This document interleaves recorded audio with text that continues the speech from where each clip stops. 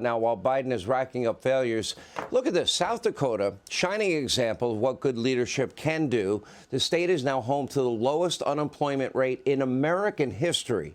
Anyway, joining us now is South Dakota Governor Kristi Noem is with us. Governor, I mean, not only do you have the lowest unemployment rate of any state in history, but my understanding is you have 25,000 job openings that may or may not require a license or any specific skill set. Is that true?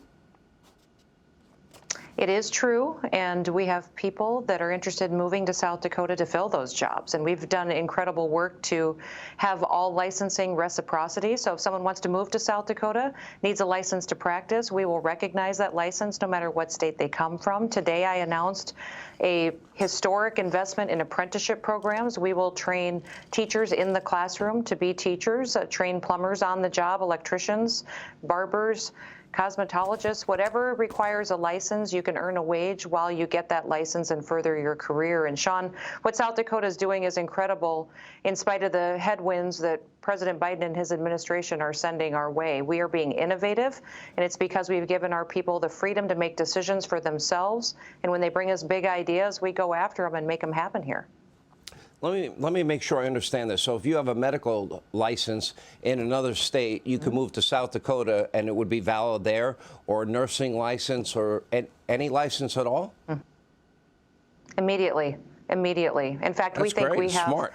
3,000 jobs immediately that would be filled today if people decided to move here. We have actually gone out and identified people across this country that are interested in moving to South Dakota to fill these open jobs, and we're talking to them about housing, the school system they would like, the community they'd like to be a part of, and specifically individually recruiting them to come fill our jobs that we have open. Because frankly, Sean, the state that has the workers, the people that get up every day and go fill these positions and allow our businesses to be successful, that's the state that's going to win.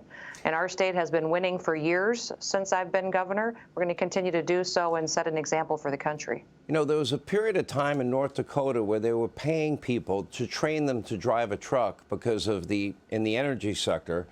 And they would train them, they would house them, and they would make an average of about 125 grand a year. Many people that were making 35, 40, 50 grand a year, you know, moved to North Dakota and they started making real money and all the overtime they could handle. And those people were then able to save money, buy a house, get a new truck, get a new car, get whatever they wanted. And it literally transformed their lives. So it seems like some states get it and then other states don't get it. I don't understand the states with heavy regulation and high taxes. I guess that's why people are leaving those states.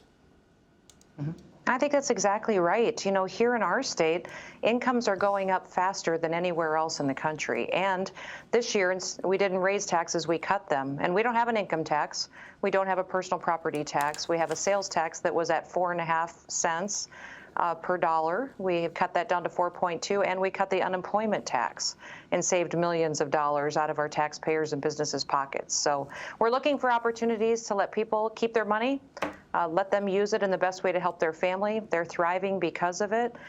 Joe Biden's announcement video was one of the weirdest things that I've ever seen as far as talking about freedom. Odd. And lack of vision. I was looking at that thinking, what does this guy define as freedom? And if people really want to see it, they need to come visit us in South Dakota. In fact, just pack up and move because you're going to want to stay here.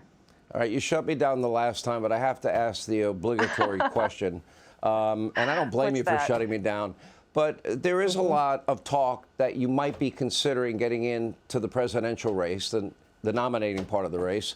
Are you considering in any way, shape, manner, form a run for the presidency? I'm super focused here, Sean, in South Dakota. But I'll tell you, this country cannot afford 4 more years of Joe Biden. So we need new leadership, and leadership that loves this country, not one that is clearly not healthy. That's not a no. Well, you can. I don't know if it's going to do you any good, but you sure can. All right, well, give me a shot. But that's not a no. Would you consider it? Are you considering it? It's not a no, but also, Sean, we've got so many people that are talking about it and running that I think it's best if I stay focused where I am and continue to visit with my family and pray and do the best thing that we think is right for our family, but then also still continue to serve this country, because we need people that'll step up and do hard things these days to solve our problems. So if I had an answer that was clear, I'd give it to you today, I promise. That's a half a no, maybe, and a possibility. I don't know. Anyway, Governor, thank you. We appreciate you being with us.